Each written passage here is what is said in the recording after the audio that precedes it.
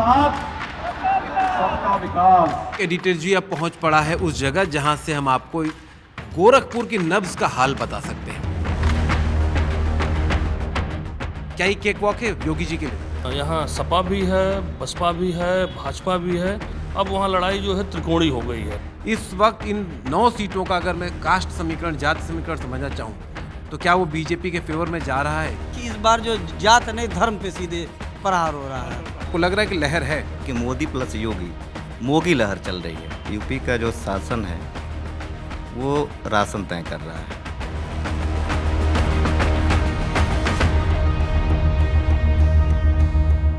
तय वादे के मुताबिक एडिटर जी अब पहुंच पड़ा है उस जगह जहां से हम आपको गोरखपुर की नब्ज का हाल बता सकते हैं। सड़क पर चलते हुए शायद आपको वो नब्ज इतनी आसानी से न समझ में आए क्योंकि हर इंसान की राय अलग अलग होती है, लेकिन जो सबसे ज़्यादा ज़मीन पर लोगों से मिलते हैं वो होते हैं पत्रकार, खासकर फील्ड में जाने वाले, और वो एक बार में कई 100 किलोमीटर का दायरा तय कर लेते हैं और अपने साथ उस पूरे इलाके की नब्ज को पकड़ चुके होते हैं। तो इसीलिए प्रेस क्लब गोरखपुर में हम लोग हाजिर हैं। यहाँ पर हमारे साथ मार्कंडेय मणि त्रिपाठी हैं जो अध्यक्ष हैं यहाँ के, और तमाम पदाधिकारी भी हमारे साथ मौजूद हैं। अलग अलग लोग भी हैं, अलग अलग संगठनों के जुड़े हुए हैं, अलग अलग जगहों पर रिपोर्टिंग करते हैं। तो चलिए इनसे एक बार राय लेते हैं और समझने की कोशिश करते हैं कि क्या गोरखपुर इतनी आसान सीट लग रही है जितनी आसान हम समझ रहे हैं कि ये केक वॉक है। क्या ये केक वॉक है योगी जी के लिए? देखिए, योगी आदित्यनाथ जी 5 बार से यहाँ सांसद रहे, और वैसे भी जब लोकसभा हो जाते थे तो यह सीट जो है गोरक्षपीठ की होती थी, ना कि बतौर राजनेता, बतौर उत्तराधिकारी, बतौर जो है गोरक्षपीठाधीश्वर। पूर्वांचल जो है, चाहे वह अयोध्या आप यहाँ ले लीजिए, बगल में नारायणी है जो नेपाल से आती है, यहाँ प्रयागराज, तो हमेशा जो है श्रद्धा और इसकी आस्था की नगरी रही है। और यहाँ पे योगी आदित्यनाथ या जो बड़े इसके पहले जो लोकसभा जाते रहे महंत वैद्यनाथ, केवल वह राजनेता नहीं है, उनकी आस्था का विषय है। तो निश्चित तौर पे उत्तर प्रदेश में लोकसभा हो या विधानसभा हो, योगी आदित्यनाथ के लिए गोरखपुर सीट इस नाते भी मुफीद रही कि यहाँ वह रह के पूरे उत्तर प्रदेश को देख सकते थे, और यहाँ पर वह बूथ से लेके जो संगठन के पदाधिकारी हैं, जो विपक्ष हैं, कहाँ कमज़ोर नस है, कहाँ नहीं है, कौन बूथ पे रहेगा, वो हर एक चीज़ 20 वर्षों से देखते आए हैं। तो निश्चित तौर पर यह उनके लिए कोई मुश्किल नहीं होगा। देखने वाली बात यह होगी कि आंकड़ा कितना बढ़ता है, जीत का प्रतिशत कितना बढ़ता है। और मैं बता दूं, जहां से लड़ रहे हैं सदर सीट के लिए, तो जातीय बंधन भी उनके लिए नहीं होगा, क्योंकि यहाँ से कोई मुख्यमंत्री फतेह बहादुर के बाद, इनके वीर बहादुर सिंह के बाद कोई नहीं रहा, और गोरखपुर हमेशा विपक्ष में रहा। और योगी एक ऐसे नेता थे जो बिजली और सड़क और संसाधनों के लिए लड़ते रहे, और वह जब सत्ता में दोबारा आए तो उन्होंने विकास भी दिया। जिनको शौचालय मिला कि उनकी जाति देखी गई, जिसको रसोई गैस का कनेक्शन मिला उसको उसकी जाति देखी गई। पूरी 9 विधानसभा सीटों का यही हाल है या फिर कुछ बाकी जगहों पे समीकरण कुछ बदल सकते हैं? नहीं, पूरी 9 विधानसभा का सीट नहीं है। 9 विधानसभा में पहले एक जो चिल्लू पार रहा, वह पहले ही बसपा के पास था। इस बार वह सपा से लड़ रहे हैं। जो यहाँ तिवारी परिवार है, विनय शंकर तिवारी लड़ रहे हैं।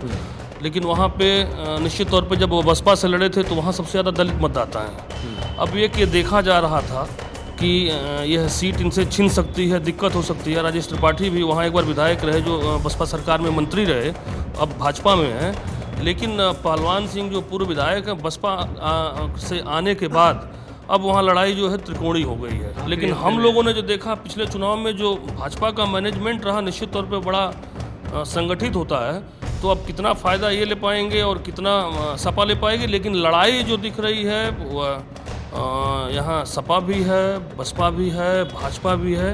अब कौन कितना फ़ायदा दिला पाएगा, ये आने वाला समय बताएगा। सपा बसपा तीनों की रेस से गोरखपुर सीट इनके लिए केक वॉक हो सकती है जैसे बता, लेकिन बाकी सीटों में थोड़े बहुत दांव पे फंस सकते हैं। पहले अपना परिचय दीजिए। मनोज यादव, प्रेस क्लब महामंत्री।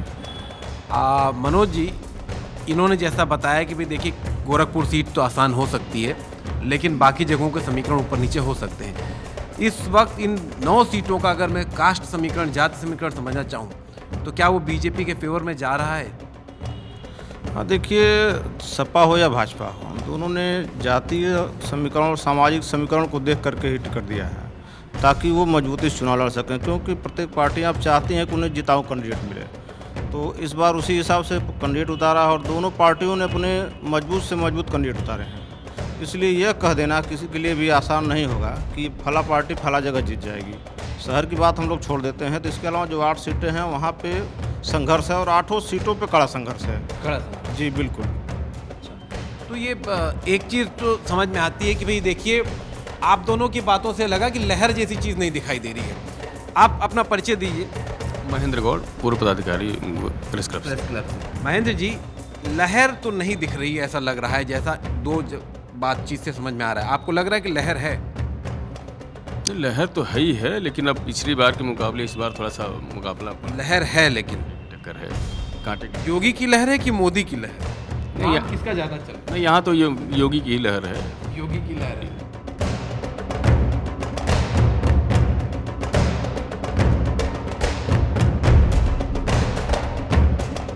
परिचय दीजिए जरा सा। मैं फैयाजमपुर कार्यकारिणी सदस्य रहा हूँ प्रेस क्लब का। अच्छा, आप ही प्रेस क्लब से जुड़े रहे।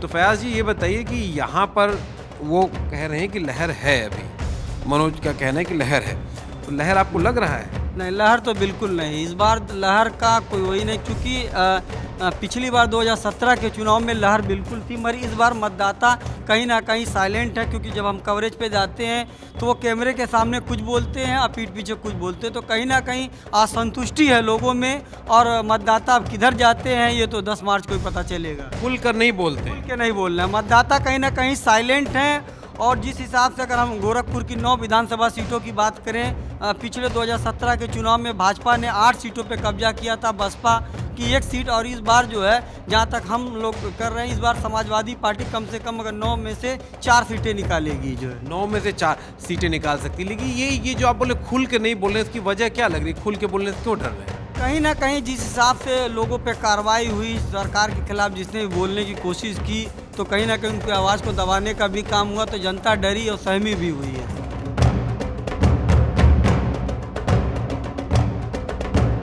कहा यह जाता है कि यहाँ पर लॉ एंड ऑर्डर का जो इशू है, वो लॉ एंड ऑर्डर से ज़्यादा धर्म का इशू एक तरीके से बना हुआ है। जी, पहले जो है क्या नाम है, जाति का होता था, अब धर्म का मुद्दा चल रहा है। पहले जात पे चलता था, अब धर्म का चल रहा है, हिंदू मुस्लिम का चल रहा, सीधे सीधे। पहले जाति पे अटैक होता था कि इस जाति का प्रभाव है, इसका समीकरण। मगर ये देखने में आ रहा है कि इस बार जो जात नहीं, धर्म पे सीधे प्रहार हो रहा है। और मैं फिर कह सकता हूं 80% से अधिक सीटों पर भारतीय जनता पार्टी जीतेगी। अपना परिचय दीजिए। जी, मेरा नाम प्रीश तिवारी है, मैं एक जर्नलिस्ट हूँ। जी जी, आप भी फील्ड में जाते हैं, तो क्या फयाज जो बोल रहे हैं उसके बातों से आप सहमत हैं? जी बिल्कुल, उन्होंने बताया कि 4 सीट प्रभाव पड़ रही है, जो कि भारतीय जनता के पक्ष में नहीं है। तो ऐसा बिल्कुल नहीं है, क्योंकि 9 विधानसभा है और योगी जी गोरखपुर से लड़ रहे हैं, तो ये बहुत बड़ी बात है। गोरखपुर नहीं, अगल बगल के जितने भी सीट हैं या पूर्वांचल की बात पड़े, उस पर पूरी तरीके से ये अपना सीट कवर करते हुए आएंगे। और रही बात 9 विधानसभा की, जो चिल्लू पार है, जो कि चिल्लू पार सीट जो है सबकी निगाहें अटकी हुई है, क्योंकि वो त्रिकोणीय लड़ाई है। तो ऐसा बिल्कुल भी नहीं है कि कोई और बाजी मान लें। तो गोरखपुर से योगी जी लड़ रहे हैं, तो निश्चित तौर पे अगर देखा जाए तो 9 विधानसभा योगी जी के अंडर में आ रहा है।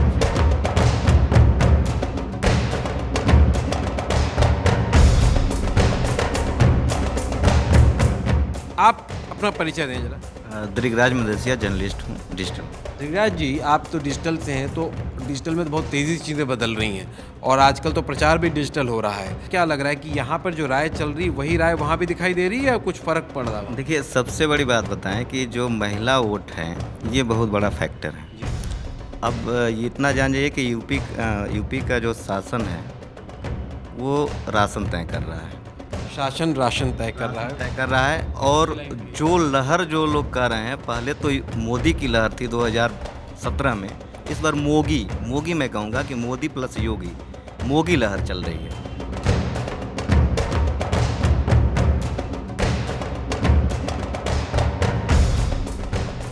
अब मैं आंकड़ों की बात कर रहा हूँ। आंकड़ों की बात ये है कि ये गोरखपुर के 9 सीटों की बात करेंगे तो पिछले साल 2017 में 55.1% टोटल वोटिंग हुई थी, जिसमें से भारतीय जनता पार्टी पाई थी 40%, 40%। Bahujan Samaj party second position पे थी 22.9% वोट लेके। और तीसरे पे समाजवादी पार्टी थी 19.6 वोटों 6% के साथ। कांग्रेस साथ में लड़ी थी सपा के, उस समय वो 6.6% वोट पाई थी।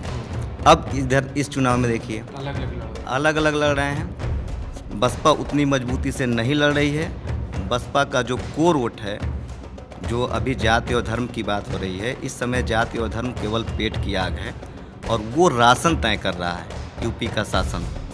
ये राशन जो स्कीम चल रही है राशन की, उसके जाने का बोल रहे हैं। प्रैक्टिकल बात है कि भाई बड़े तबके को यहाँ पर राशन मिल रहा है तो शायद उसका असर पड़ सकता है। एक जो मुद्दा इन्होंने उठाया वो था महिला वोटर का। एक आंकड़ा मैं बता दूं कि यूपी में जब 60% महिलाओं ने या उसके आसपास वोट किया है, तब वही किंग मेकर रही हैं।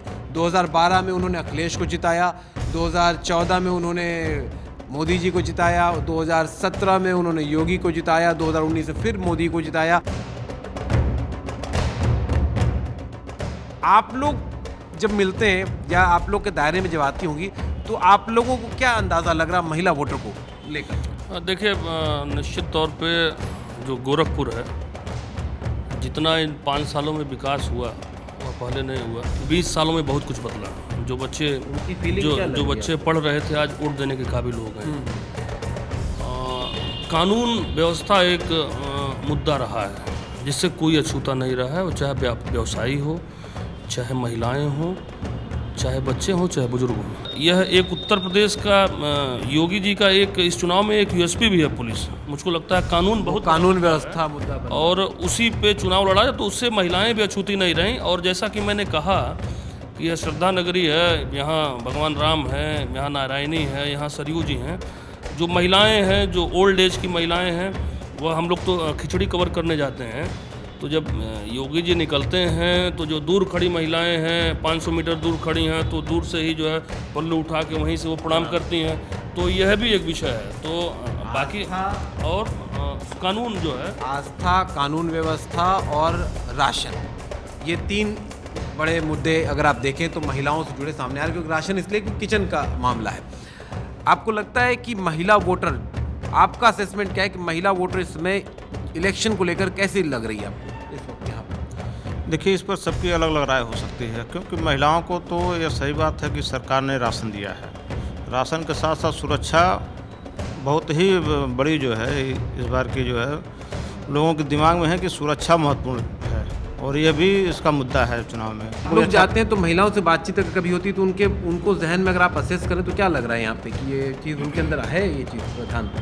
नहीं, है, बिल्कुल है। और राशन का मुद्दा है, इसीलिए तो अन्य पार्टियों ने जो अपना घोषणा पत्र जारी किया है, चाहे सपा, चाहे भाजपा ने, चाहे बसपा या कांग्रेस ने, जिसने भी किया है, उन सब लोगों ने महिलाओं को रिझाने की कोशिश की है। और उन्होंने उस राशन में कमी नहीं लाने की बात कही है, बल्कि उसमें और कुछ बढ़ोतरी की ही बात कही है, ताकि उनका आकर्षण कुछ उनकी तरफ भी हो।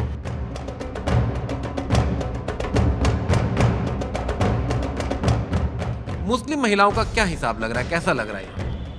मुस्लिम महिलाएं कुल मिला जाकर महंगाई के मुद्दे को लेकर जिस हिसाब से महंगाई बढ़ी है, किचन का उनका जो रेशियो बिगड़ गया है, तेल है, सामान जो खाने पीने की चीज़ें हैं, इस वक्त महिलाओं का ये है कि महंगाई पे सरकार अगर नियंत्रण करती है तो उसका वो समर्थन करेंगी। जो आपने क्या महसूस किया महिलाओं को लेकर के? महिलाओं का सबसे ज़रूरी था सुरक्षा। इस मुद्दे को लेकर साइलेंट वोट हैं जो ये असर करेगा। ब्राह्मण क्षत्रिय वाला हिसाब? ब्राह्मण क्षत्रिय का हिसाब देखिए, वह काफ़ी पहले जो जातीय संघर्ष था वो ख़त्म हो गया, वो हिसाब नहीं है। अभी जो योगी सरकार पर लग रहा है कि वो ठाकुरों को ज़्यादा कर रहे हैं और ब्राह्मणों को कम, यादवों के साथ तकलीफ है। मुझको लगता है कि कुछ चीज़ें राजनीति में अपने फायदे के लिए होती हैं। निश्चित तौर पे भारतीय जनता पार्टी लड़ रही है तो आप देखेंगे कि मुस्लिम उम्मीदवार न के बराबर हैं, क्योंकि उनको मालूम है कि हमारे जो वोटर हैं वो हिंदू हैं। सपा भी चाहती है कि जो है पोलराइज हो, भाजपा भी चाहती है पोलराइज हो। बतौर पत्रकार जो है तो कुछ चीज़ें राजनीति में अपने फायदे और नुकसान के लिए होती हैं। तो जब हम योगी राज में लॉ एंड ऑर्डर की बात करते हैं तो बहुत लोग कहते हैं कि लॉ एंड ऑर्डर नहीं, वो हिंदू मुसलमान ही है बेसिकली। तो क्या आप इस बात से सहमत हैं? हाँ, बिल्कुल इस बात से मैं सहमत हूँ कि जो हिंदू मुसलमान पे ही भारतीय जनता पार्टी सारी राजनीति करती है। नहीं, राजनीति तो अलग है, लॉ एंड ऑर्डर का इशू भी क्या धर्म भेद वाला इशू रहा? नहीं, बहुत ऐसा इतना नहीं रहा है, मतलब थोड़ा बहुत देखने को मिला है। अगर 2-4-5% की बात करें तो है। चंद्रशेखर आजाद की क्या भूमिका मेरे कहने का मतलब यही है कि चंद्रशेखर आज़ाद रावण जो पश्चिमी उत्तर प्रदेश में जो बसपा का वोट काटते हैं, जो एक उन्होंने आर्मी बनाई है जिसका वो नेतृत्व करते हैं, भीम आर्मी, लेकिन इतनी देर की चर्चा में और यही हाल समाज में भी है, यही हाल लोगों में भी है, कोई नोटिस नहीं है, कोई नहीं ले रहा है। चंद्रशेखर की अगर बात करूं, चंद्रशेखर की क्या भूमिका आपको लगती है कि अहम होगी इसमें? नहीं, गोरखपुर में तो ऐसी कोई भूमिका दिख नहीं रही है, क्योंकि देखिए यहाँ पे उनका कोई संगठन नहीं है, उनके लोग नहीं हैं जो उनके लिए निकले। जो लोग हैं या तो बसपा से जुड़े हैं, या तो सपा से जुड़े हैं, या तो कांग्रेस। ये क्या समाजवादी को डेंट लगाएंगे? क्योंकि समाजवादी से गठबंधन करना चाह रहे थे, किया नहीं, तो क्या ये जब वोट पर उतरेंगे चंद्रशेखर, तो क्या उसका असर समाजवाद का वोट कटेगा या बीजेपी का?